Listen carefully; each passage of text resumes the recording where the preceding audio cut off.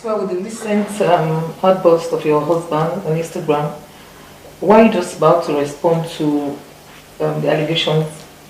The honest truth is, when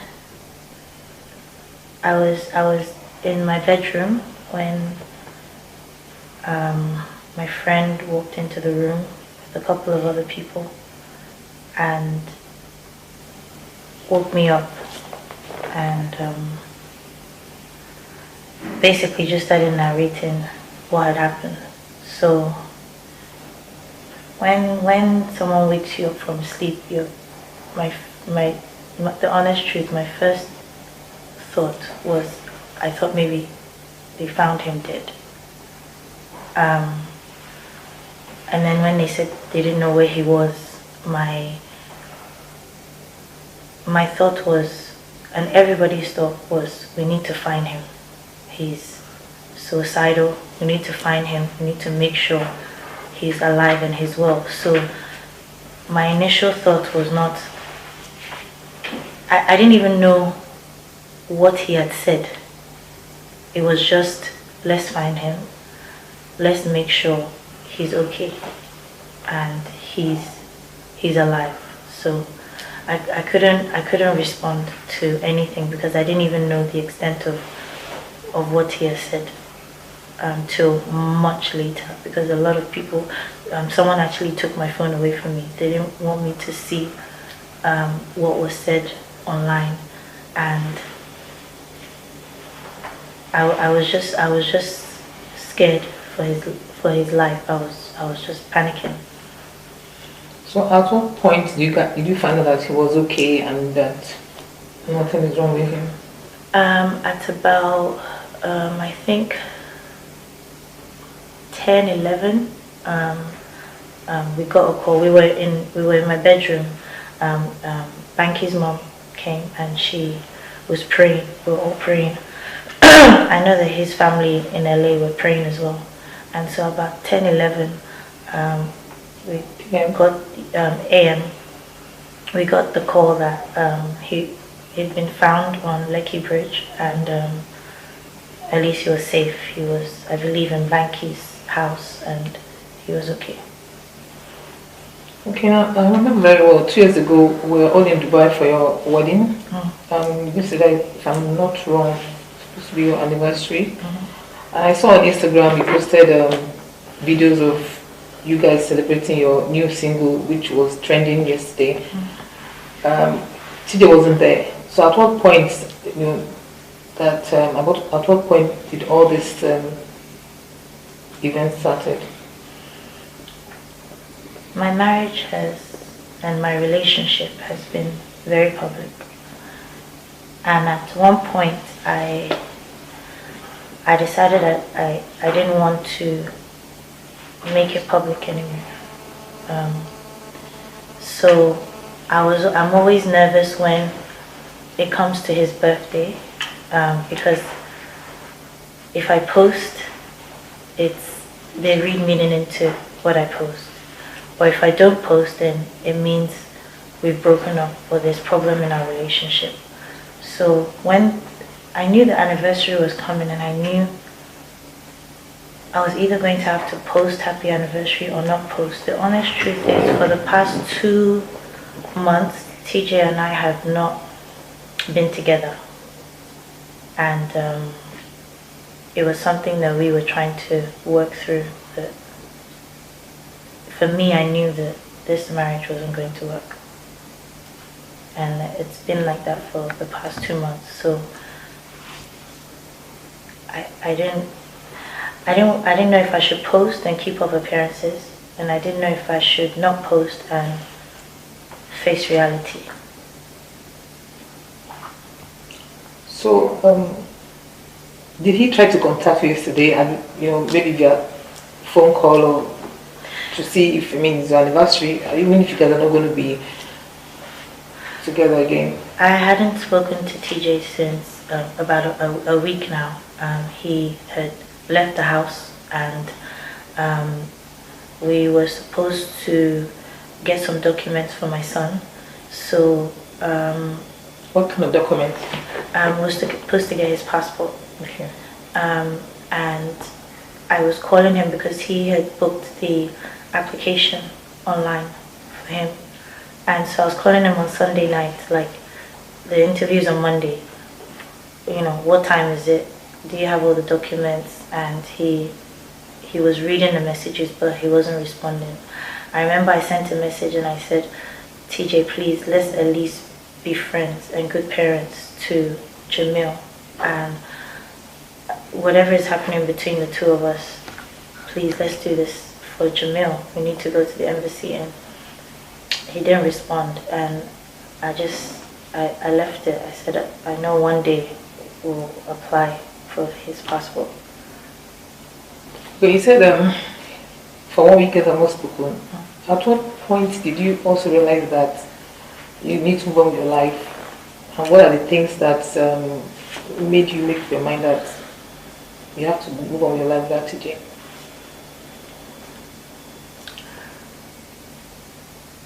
I've covered up for a lot of hurt in our relationship.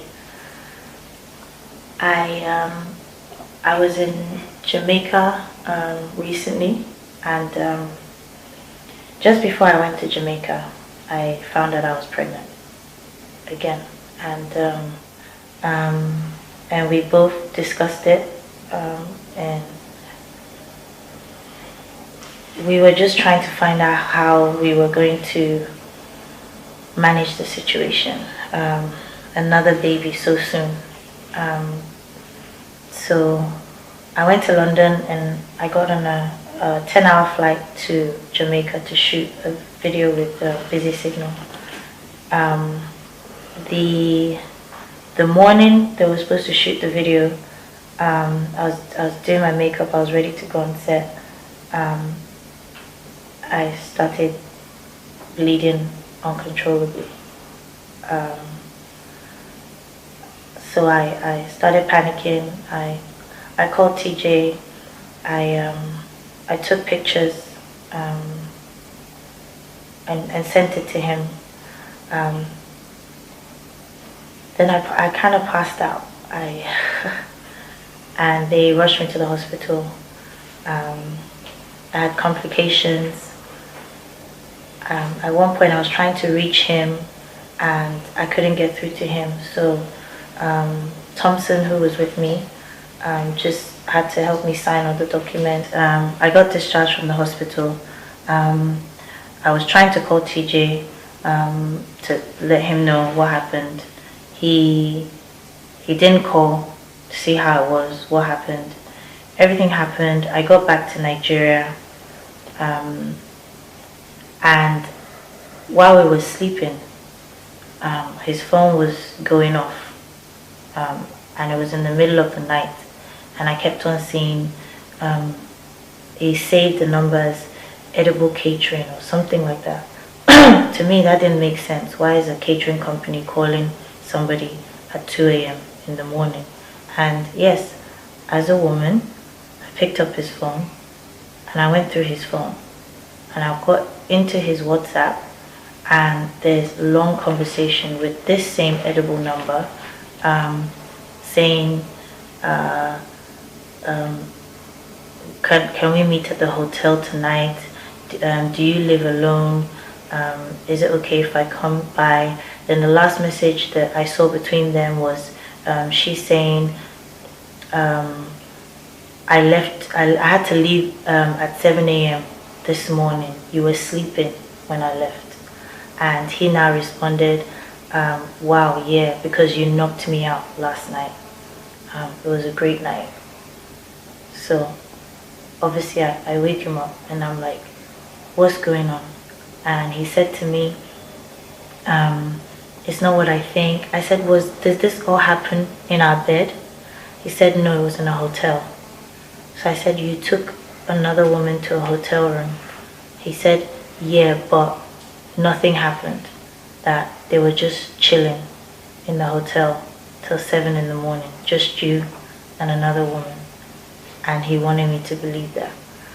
The thing that hurt me the most was this happened the period I was in Jamaica and I was in the hospital. And I sent TJ pictures, which I have. Sent TJ pictures, and he was busy in a hotel with another woman while I was in a hospital, and I couldn't reach you, and you couldn't even be bothered to find out how I was. These are the pictures I sent of what happened. Blood everywhere, me in the hospital, and he didn't respond. At this point, I packed my stuff, I got my son, I went to my friend's house. Her name is Tiwa as well. I went to her house. I stayed the night there, and she asked me one question. She said, what's the next step? And I said to her, Tiwa, I'm done.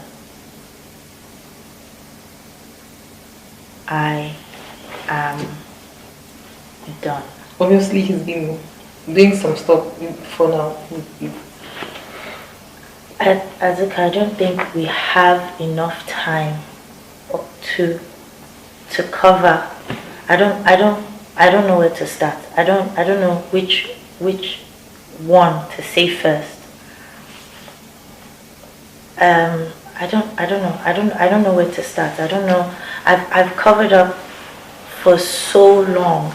Because I wanted people to believe this story of TJ is the one that takes care of me. TJ is the head of the house. TJ is a loving husband. TJ is the one that made me, took me from nothing to something. I wanted people to believe that. I wanted him to feel like a man. I covered up so many times. Since my son has been born, TJ has not spent 1 naira. The hospital bills. I paid for hospital bills. I paid for his flight to come to London. I paid for the apartment, the hotel, the short stay we stayed in for 2 months. The groceries we did. The clothes.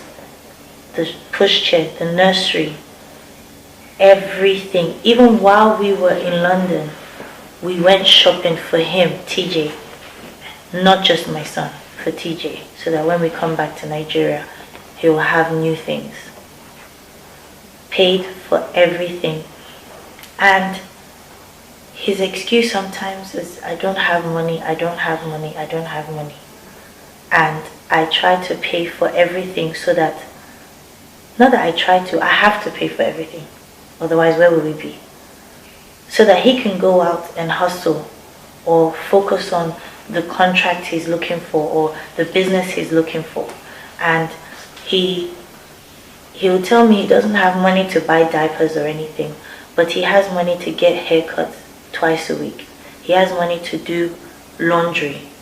He has money to take women to hotel rooms. Because you're not going to sit here and tell me that it's the woman that's paying the hotel bill or the food that you guys are eating in the hotel. But there's this feeling that once a woman is more successful than a man, she disrespects him. Because he also said you have never asked him one day if he has eaten, that you don't cook for him. Maybe because we don't live with you guys in your home. He said you've never asked him one day if he has eaten, and for the past 2 years you have not cooked for him. So is it possible that you could be doing everything for him, but you still don't respect him as a husband? That's a lie. I'm not going to sit here and lie and say every time I come home I cook.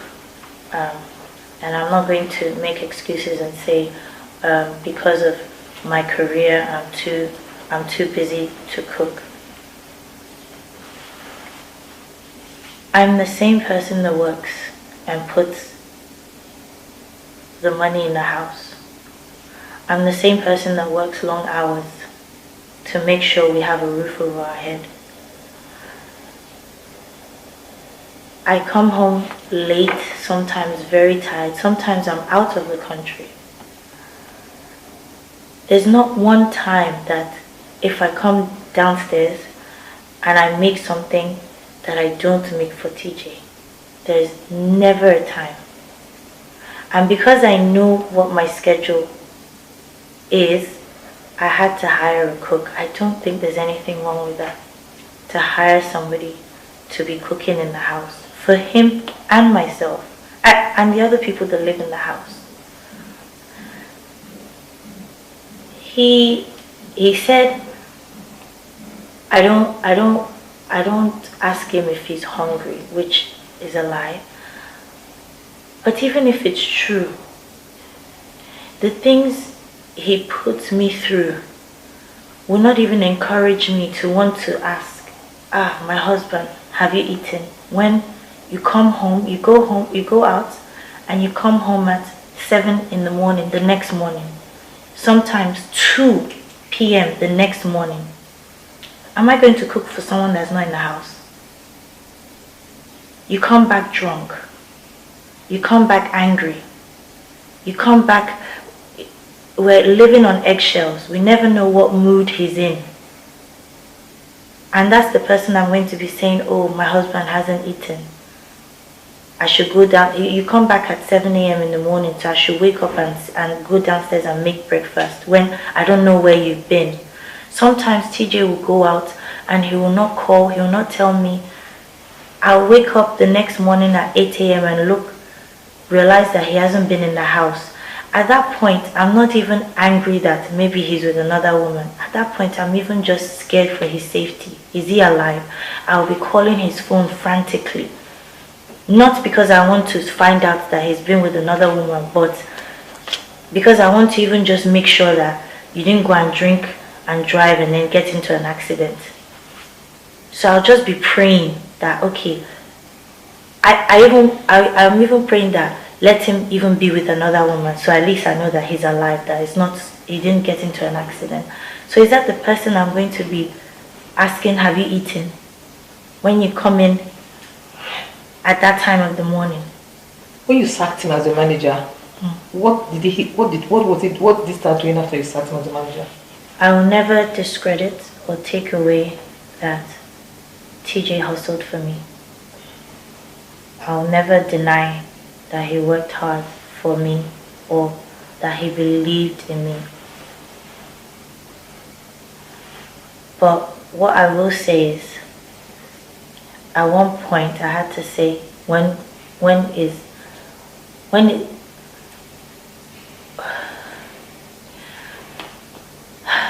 would go for, he was my manager, he was booking events and he would book shows.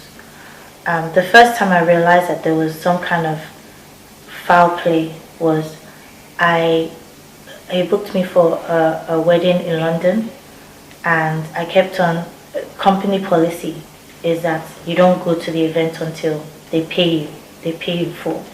So as normal, I was like, okay, is this event still happening? He said, yeah, I'm in London already, and I'm calling the accountant that, okay, can you confirm payment has gone, everything is cool for me to perform? She said, they still haven't paid you. So I called TJ and I said, TJ, these people haven't paid. And TJ's like, no, just go, just perform, don't worry, everything is fine, just go and go. I said, but TJ, you know this is not right, we don't normally do this. He said, don't worry. Fortunately for me, I know the guy that was one of the people organizing the wedding. So I pulled him aside and I said, sorry, boss, I know you, you're not like this, what's going on with payments? It's not fair, I'm already here, it's an hour to the reception, I'm supposed to perform. And he told me, what are you talking about? We've paid from about 4 months ago. And I was like, no, my accountant said there's no payment. So we started tracing, and I said, okay, please, can you send me the account you paid into? And he said they paid X amount of money into such and such account, which was TJ's personal account, not company account. The other thing was TJ declared that the show was for, I'll give an example, the show was for 3 million, but they really paid 4.5. So he declared 3 million, and he obviously pocketed the other 4.5. He didn't tell me. And then out of the 3 million, he's still receiving his management fee of 40%, which is, I don't know if you know my industry. I used to pay, me and him used to split 40. In fact, it was higher at one point. And, you know, from people starting advising me that you cannot be sharing 50-50, that I reduced my share of it and said, look, it has to be 64, but even that 60-40 is high for management. So what you did in that instance is you took money already, and then you now even collected your percentage, and you didn't feel anything. You're stealing from your wife. You're stealing from, and he didn't see it as him stealing. You're stealing from me. And so I had to perform at the wedding for free because he had already swindled the money. I don't know what he did with it. He also said that your mom, he accused the mom of, if you like the word, witchcraft, because he actually said your mom wanted to turn him the way he turned your dad over his dead body, and that your mom has practically embarrassed him, I think, several. So does the mom live with you in the house, or she just came for a visit? No, my mom is based in the UK, and sorry, when I had Jamil, she moved back to Nigeria with us, and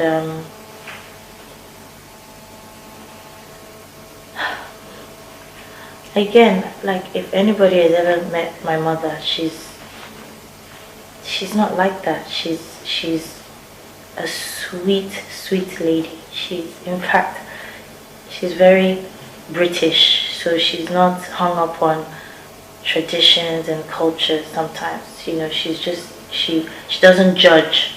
She's not saying because this is my daughter and you're treating her this way, I'm going to judge you. In fact, a lot of times, my mom would say to me, Tiwa, you're the wife.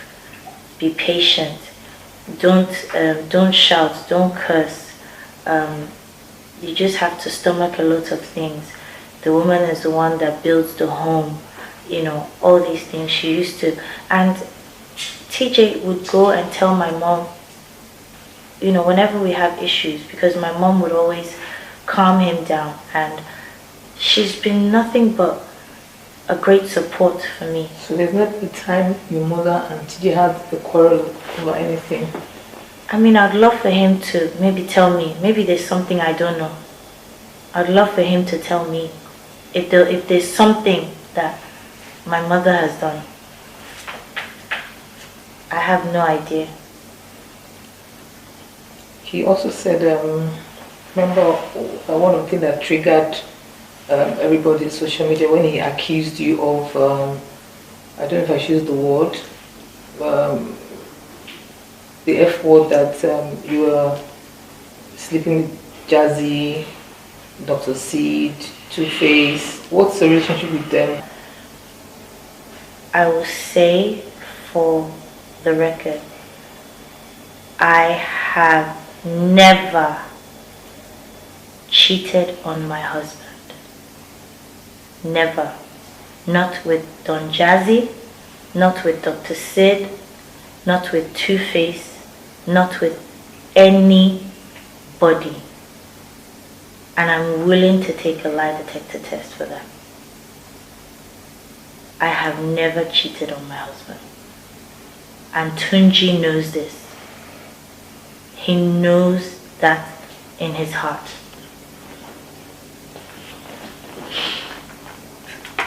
I wasn't going to say this, but sometimes, like, when we're in the studio, one of the things that, like Don Jazzy and some of my other label mates,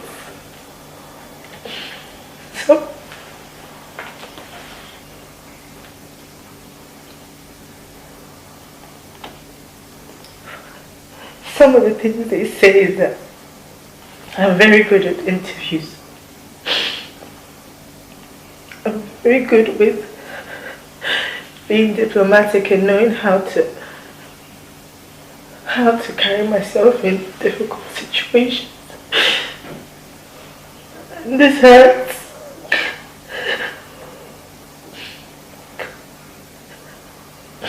I'm not going to lie and tell you I haven't seen comments or seen what people are saying about me. And it's not true. From what I can deduce from the whole drama, obviously TJ's meltdown has to do with finance. Could it be that I don't know, you are his wife? Could it be that because of his incapabilities to provide for you,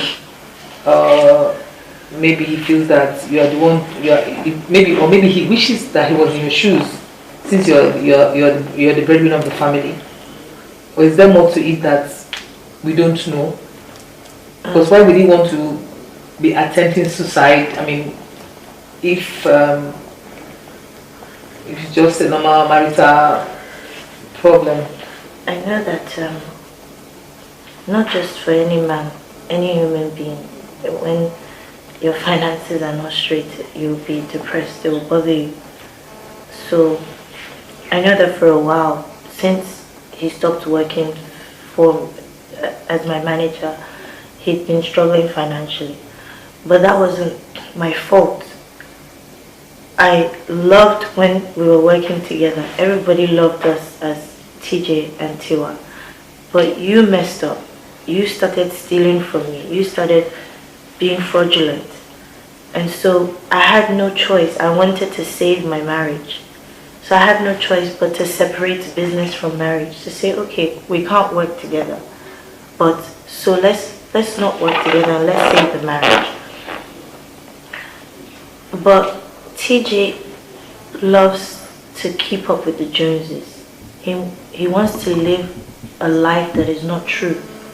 So you don't have steady income coming in right now, but you want to live larger than life. He went to buy a car, that's a Mercedes, that he knew he didn't have enough money to Did you buy the car for him, or? No, he'd saved up and he'd paid part of it. And so the person who he had owed the balance to kept on calling and calling that he wants his balance. I ended up paying the balance for TJ. Which was how much? About 3 point something. And he says I took away his manhood, but you're running debt up and down, and because I want to cover your shame. Sorry to cut. What do you think he's trying to imply by saying he took away his manhood? Like, I'm not allowing him to be a man. He doesn't want people to really know that I'm the breadwinner. I'm the one that make the money. I'm the one that funds everything. And so I get that. And I, as a woman, I don't want people to look down on my man. I want to pretend and lie that, oh, he's the one paying for this, he's the one buying me all these, fancy things and stuff. I want to look like that. I want to feel like, I'm the little queen and my husband is, taking care of me. And so when it was time to pay, I put the money in his account so that he can pay the person he owes, so that they won't know it's really coming from me. He also went out to buy a Rolex watch, and he didn't end up paying, he couldn't finish paying the balance. And so they called me as well. I'm also, because I'm always scared that I don't want it to get out in press, because a lot of people use that to threaten me sometimes, that if your husband doesn't pay, we're going to go to press. Why are they going to press? Because they know my name, Tiwa Savage's husband. And all the time, because I'm always trying to avoid this, I'll find a way to find money to put in his account so that he can pay off the debt. You're putting us in debt all the time. You're going out to clubs, carrying women to clubs, spending money on drinks, then you leave the tab, you don't pay it, the club owner will call me and I'll end up going to pay, or sending my assistant to pay, or putting the money into your account so you can pay off. All the time.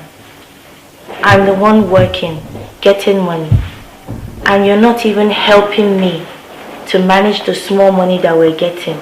You're putting us in debt for things that I'm not enjoying. And the worst, the last thing that happened that I think really triggered this whole thing was that he went to borrow money from someone for 45 million. 45 million naira. And he's lost it. Did he invest in the business or just... I just found out. I have no idea. I just got a call. I was in the studio. I was recording. I got a call that EFCC have a petition, or they're investigating a case. My brother called me from London. He said, please, what's TJ's account name? I said, Ibrahim Balogun. He sent me an account number. I said, is this his account? I confirmed it. I said, yes. He said, he got on the phone. I left the studio. He said, TJ is in big trouble. He said, he's in deep trouble. Some people might hurt him. I said, why? What's going on? And he said, I need to be careful as well. Because we all know in situations when someone owes money and that person goes in hiding, who do they come after? They come after his family. They might kidnap his family, me or his son, and say until he pays the money, they will not release us. So in my frantic, and this is the period where we're not together, in my frantic mode to try and suppress this situation, I went to one of my big bros who I know can help. And even he said, where will he find 45 million to bail TJ? Where will I find 45 million to bail him out now? 45 million that you did not tell me you went to borrow. That you did not spend on me, that you did not spend on your son. A week ago, I told TJ that we're running out of milk, Jamil's food. And he didn't do nothing. And you borrowed 45 million. And you complain to everybody that can listen to you that you don't have money, but you cut your hair twice a week. You dry clean your clothes. Did you ask him what he did with the money? Maybe he...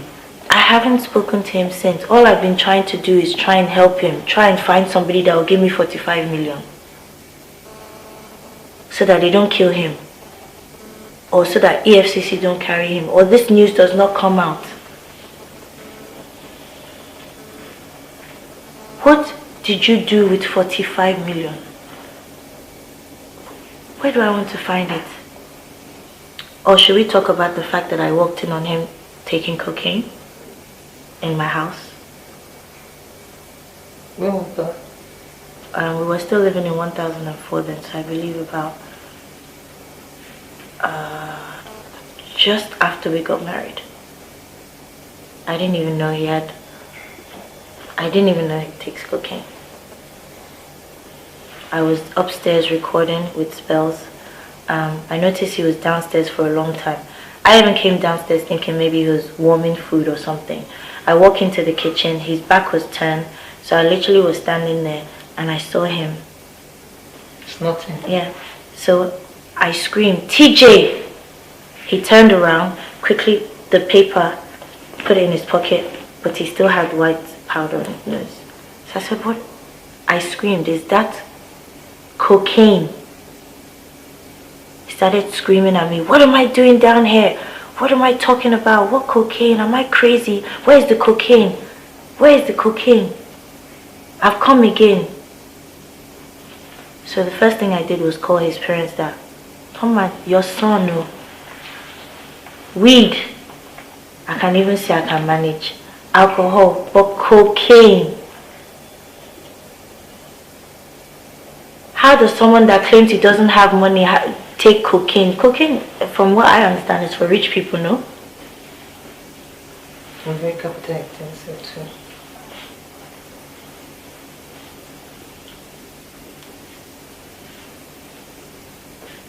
So I'm dealing with your alcohol problem because he admits he has that. Yeah. I'm dealing with the fact that you come home late most nights. I'm dealing with infidelity. I'm dealing with cocaine. I'm dealing with bad debt. I'm dealing with a husband who is jealous of his wife's success. Sorry, I was going to ask you, before you guys decide to, walk up the eye, did you know, like, were there no signs that, the signs were just probably because you loved him so much, or you just feel that time was not on your hand, you want to get married? It's a combination of everything. Yes, I didn't know about the cocaine. I didn't know about the other child, apart from the two that he tells everybody on social media. I didn't know about the other I was going to child. ask about this. Is it true that he has a child in Nigeria too? Yes. Apart from the ones in America. I didn't know about those, but yes, I'm not going to lie and tell you I didn't see signs. I mean, even a lot of people warned me about the type of person TJ is. I'm going to say I made a mistake. I'm not ashamed to say it at this point. And everybody since at the beginning, everyone says you can't walk out of a marriage. Our culture frowns on it. You have to stay in it. You have to make it work. Okay, I made a mistake. Do I want to wait 10 years? Do I want to wait 15 years? If you're not happy, you can leave. And I was scared. Will I ever find somebody, like he said, oh, my age? I'm getting up there. Now I have a child. Will I ever find happiness? Will I ever find somebody else to marry me? That's the misconception that I feel sometimes in our society. I don't care at this point if I never get married again. I don't care. Do you know what I care about? I care about being happy for Jamil. I care about being strong. I care about not walking on eggshells. I care about not knowing what state he's going to be in. And yes, you know what, I do want a man that works. That will help me with my financial burden. I'm not saying he has to be a millionaire, a billionaire, but somebody that can help.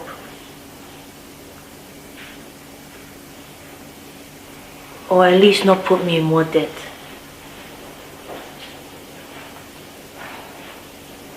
Has he been like abusive or something? Has he actually? No. No. And I'll never play that victim card of, it's an abusive, physically abusive relationship, but it was a mentally abusive relationship. Because from every day, all I hear from TJ is, I made you. You're nothing without me. I'm the one that created you. I took you from nothing. You didn't find me in a dustbin.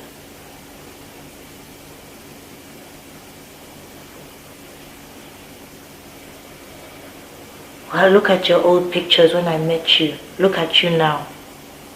So, I know you guys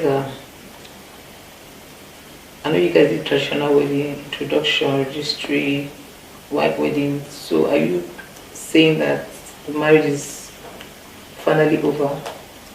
Yes. It's been over for a while. And I've covered up for a while. I think what happened was God sent. I thought you guys made us cry in Dubai. I think what happened was God sent, because He made it easier for me to walk away. because of what he did on social media, he made it easy in the sense that he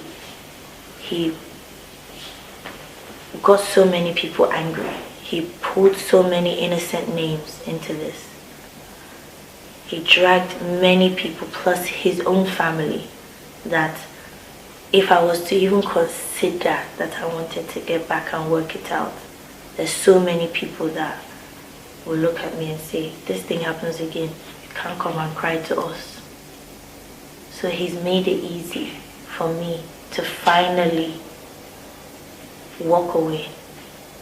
But are you going to, like, you have a son with TJ right now. So how will, parenting, how will it... I'll never stop him from seeing Jamil, never. Never. Even today when everything happened, a lot of people were in the house and Jamil's still saying, Dad, Dad, Dad, Dad. And I'm saying it with him as well. That's his first word. But the only thing I want to promise myself is to bring him up to be a good man.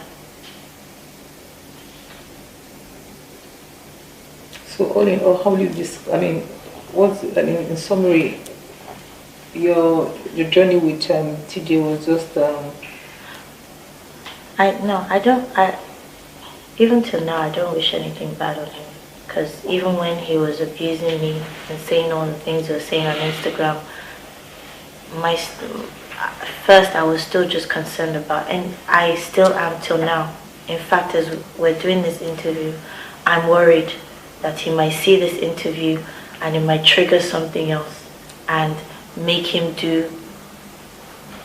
really go and do something bad. I'm worried. I don't want my son to grow up and hear, God forbid, that your father committed suicide. I don't wish that. And tonight I'm still going to pray for him. Yeah, but does he have bipolar, mental? He must do, because he was getting help at one point, when the whole cocaine thing came out and he said he needed help.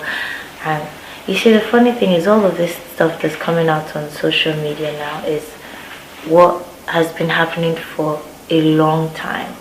He needs help, and we get him help. He goes to see a counselor or a doctor or a pastor, and he uses his own hands to ruin things again. If I didn't care about him or his well-being, I won't be covering up for a lot of things. I won't be going around trying to find help for him. Even now with everything he's done, I still want to find a way to help him out of his debt, because I feel like at least if he's out of this situation, then he can begin to heal and move forward. I just want to say this. If there's anything that maybe I've overlooked to Tunji, I am sorry. I am absolutely sorry. If there's anything on my part that I've done, maybe I've not made you feel like a man, maybe I haven't loved you enough, maybe I've neglected some things that I can't think of,